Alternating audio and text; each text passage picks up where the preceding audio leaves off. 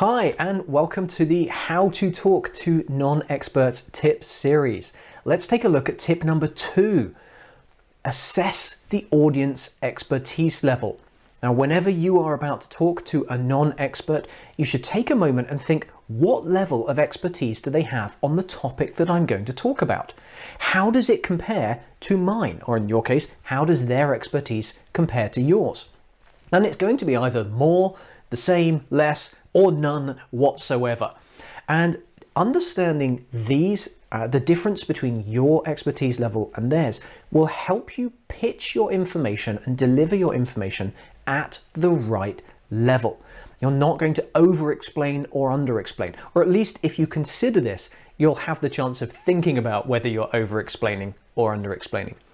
Now, if you don't compare the audience expertise level to your own, what does this do? What does this mean?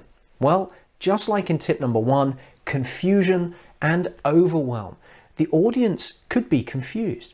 If you talk to the audience using your same level of expertise and you're using words and phrases and information that is specific to your expertise and they have no expertise at all, you're going to confuse them.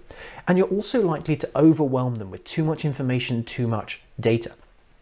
Equally, if someone has more expertise than you and you explain things really simply, it may come across as patronizing and you may end up with a lack of interest from the audience. Now, how you deliver the message is going to be important, but the first step is assessing whether or not your audience is above, the same, below you in terms of expertise level.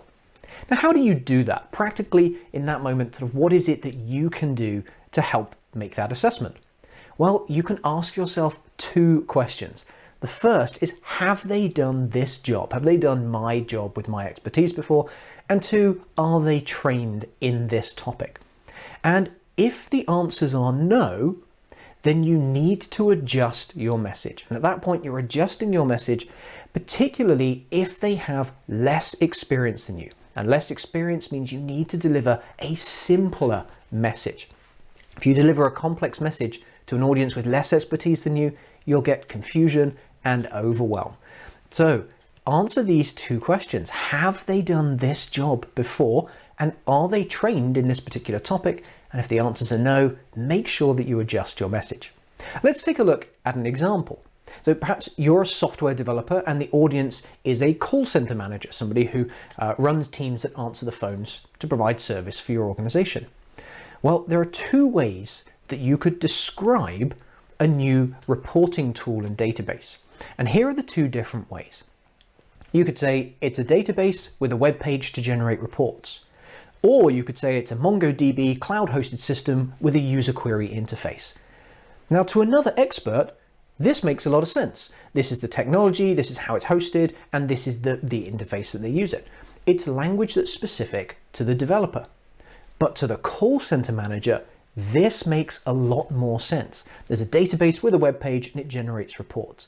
It's language they understand. It's at an expertise level that is relevant and relatable for them.